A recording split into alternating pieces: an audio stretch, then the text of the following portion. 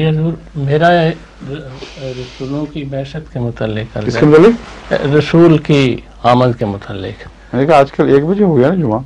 ٹھیک ہے.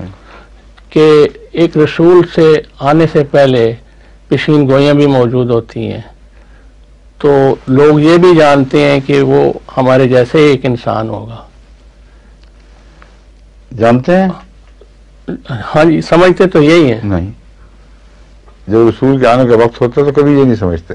ہاں، یہی میرے یاد ہے کہ پھر وہ کون سا ان کو یہ تو ان کو نظر آتا ہے کہ ہمارے جسم جیسے ہی اس کا جسم ہے، لیکن پھر بھی اس کے انکار میں نہیں وہ اس وقت نہیں مان رہے ہوتے. جب آنے کی بات ہو رہی ہے اس وقت اور ان کی وہ بن جاتی ہے مہک جس پہ سوٹی، اور جب کوئی آج آ کے گزر جائے تو پھر وہ کسوٹی بدل جاتی ہے. جب آتا ہے تو اس وقت اس سے وہ توقعات رکھتے ہیں جو انسان کے لیے پوری کرنا ممکن ہی نہیں ہے. یہ جو ختم نبوت کا مفہوم ہے یہ ہر مذہب میں پایا جاتا ہے اور مختلف پردوں میں چھپا ہوا دکھائی دیتا ہے، مگر ہے سب جگہ موجود. اب یہود بھی ختم نبوت کے قائل تھے بڑی سختی سے، کیونکہ انہوں نے مسیح کے متعلق یہ تصور باندھ دیا تھا کہ وہ جس طرح آپ نے مہدی کا تصور پیش کیا ہے کہ وہ آئے گا اور تلوار لے کے نکلے گا اور سب کافروں کو ختم کر دے گا اور اسرائیل کی حکومت کو دوبارہ قائم کرے گا اور وہ تخت نشین ہوگا اور سر پہ تاج ہوگا. یہ تصور بتائیں مسیح کی شکل میں پورا ہو سکتا تھا؟ اگر یہ ہو سکتا تھا تو پھر یہ تصور کیسے پورا ہو سکتا تھا کہ ایلیا آتشی رتھ کے اوپر بیٹھا ہوا، ایک آگ کی رتھ کے اوپر بیٹھا ہوا، آسمان سے نازل ہو اور آ کے مسیح کے آنے کے قرب کی خبریں دے؟ تو ساری باتیں وہی ہیں جو ختم نبوت ہے. اور کیا ہے؟ اس کے ہوتے ہوئے عیسیٰ آ ہی نہیں سکتا، عیسیٰ نہیں مسیح آ ہی نہیں سکتا، کیونکہ جب یہ پیشگوئیاں کی گئی تھیں مقاصد اور تھے. جب وہ آ گیا تو اس وقت تک ان کا مفہوم اتنا بگاڑ لیا گیا کہ جو تمثیلات تھیں ان کو اصل پر محمول کر لیا گیا، حقیقت پر محمول کر لیا گیا. اس وجہ سے ہر نبی کے رستے میں روک پیدا ہوتی رہی ہے. جب رسول اللہ صلی اللہ علیہ وسلم تشریف لائے تو آپ کے متعلق یہی باتیں روک بن گئیں. ایک ان میں سے یہ تھی کہ سوختی قربانی، کہ تم قربانی کے لیے یہاں لگاؤ کچھ ڈھیر اور لکڑیاں چن دو اور ہمارے سامنے آسمان سے آگ اترے اور وہ اس کو جلائے اور خاکستر کر دے، تب ہم سمجھیں گے کہ تم خدا کے رسول ہو. اب ایسا رسول تو کوئی نہیں آیا کرتا. پھر آسمان پر چڑھو، آسمان سے اترو، پھر آپ جا کے دکھاؤ.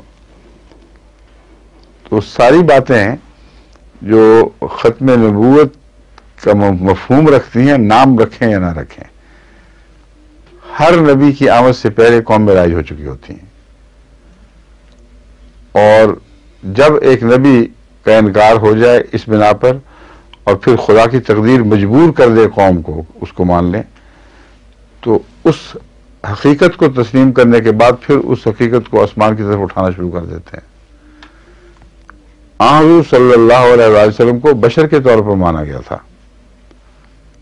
اور آپ کا دوبارہ آنا جیسا کہ قرآن کریم فرماتا ہے وہ بشر کے طور پر ہی ہونا تھا، مگر اس کی راہ میں انہوں نے دوسری روکیں کھڑی کر دیں اور رسول اللہ علیہ وسلم کی بعثت ثانیہ کی راستہ بھی بند کر دیا. حضرت یوسف کے متعلق قرآن کریم فرماتا ہے کہ جب وہ آیا تھا تم لوگ انکار کرتے تھے، جب وہ گزر گیا تو تم لوگوں نے کہا کہ اب خدا کبھی کسی کو مبعوث نہیں کرے گا. تو یہ ختم نبوت ہی ہے. تو مولوی سمجھ رہے ہیں انہوں نے نئی چیز ایجاد کی ہے. یہ تو قدیم سے ان کے مولوی پہلے بھی پیدا ہوتے رہے ہیں.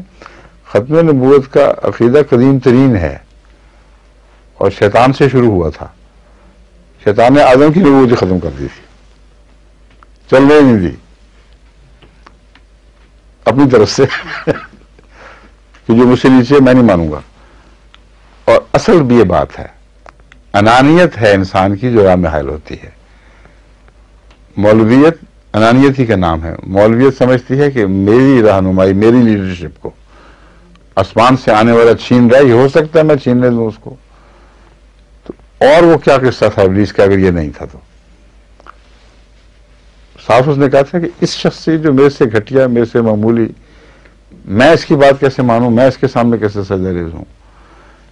تو ختم نبوت کا عقیدہ قدیم ترین ہے. جب آسمان سے نبوت نازل ہوتی ہے، ختمیت کا عقیدہ، ختمی نبوت کا عقیدہ، ختمیت کا نہیں، ختم نبوت کا عقیدہ آگے کھڑا ہو جاتا ہے. لیکن رسول اللہ صلی اللہ علیہ وسلم کے متعلق ختم النبوت نہیں فرمایا، آپ کو خاتم النبیین فرمایا ہے. وہ ختم نبوت ہے ہی نہیں جو مولوی سمجھتے ہیں. سمجھ گئے؟ وہ ایک عظیم شان مقام ہے جس کا جھگڑا پہلے کبھی چلا ہی نہیں، اس کا ذکر ہی نہیں ملتا. ایسا نبی جو تمام نبیوں کا مصدق بن گیا ہو، کوئی تھا اگر تو دکھاؤ. خاتم کا اصل معنی تو مصدق یہ ہے. آج تک ایک نبی بھی نہیں پیدا ہوا رسول اللہ صلی اللہ علیہ وسلم کے سوا جس نے اپنے ایمان کے ساتھ یہ شرط لگا دی ہو کہ جب تک سب کو نہیں مانو گے مجھے بھی نہ مانو. اس سے بڑھ کر خاتم النبیین کون ہو سکتا ہے؟ تو یہ خاتمیت نبوت کو ختم کرنے والی نہیں، لیکن نبوت کو اثبات کرنے والی خاتمیت ہے. اپنی نہیں، ساری دنیا کی نبوتوں کو اثبات کر دیا. اس سے زیادہ عظیم شان خاتمیت کیا ہو سکتی ہے؟ بس میں نے جو پہلے مضمون بیان کیا اس سے بالکل اس میں خلط محبس نہیں ہونا چاہیے. میں اس ختم نبوت کی بات کرتا ہوں جس کا علم بردار ملا ہے. اس کا پہلا علم بردار شیطان تھا، اور ہر نبی کے رستے میں روک ڈالنے والا ابلیس دوبارہ آیا ہے، اور اس نے یہی اعلان کیا. قرآن سے پتہ چلتا ہے کہ اب نہیں ہوگا. جب جن آئے رسول اللہ صلی اللہ علیہ وسلم کی خدمت میں حاضر ہوئے تو جاتی دفعہ کیا باتیں کر رہے تھے؟ عجیب ہے، ہم تو یہ باتیں کیا کرتے تھے بے وقوفی سے کہ اب خدا کسی کو نہیں بھیجے گا، یہ دیکھو یہ آ گیا. تو میرا یہ کہنا قرآن سے ثابت ہے، میں اپنی طرف سے نہیں کہہ رہا کہ خاتمیت کا عقیدہ، ختم نبوت کا عقیدہ بہت قدیم ہے، اور ملا انہی کی نقالی کر رہا ہے جو اس سے پہلے اس کے چیلے چانٹے اس کے ہم نوا موجود تھے. اور خاتمیت کا عقیدہ ایک ایسا یونیک عقیدہ ہے جو حضرت صلی اللہ علیہ وسلم سے پہلے وجود ہی میں نہیں آیا، اور کوئی اس میں آپ کا شریک ہے ہی نہیں. اور اتنی ٹھوس حقیقت ہے کہ کوئی مذہب جس کو آپ چاہیں چیلنج کر لیں اس کا توڑ نہیں لا سکتا. کسی مذہبی کتاب میں یہ فکرہ نہیں نظر آئے گا کہ جب تک سب کو نہیں مانو گے مجھے بھی نہ مانو. ٹھیک ہے؟ سب پر ایمان لانا ضروری ہے، اور پہلے خود فرماتے ہیں میں لاتا ہوں آمن الرسول بما انزل الیہ من ربہ والمؤمنون کل آمن باللہ وملائکتہ وکتبہ ورسلہ، پھر لا نفرق بین احد من رسلہ. تو اس سے عظیم شان خاتمیت کا کیا معنی ہو سکتے ہیں؟ ٹھیک ہے، چلیں جی.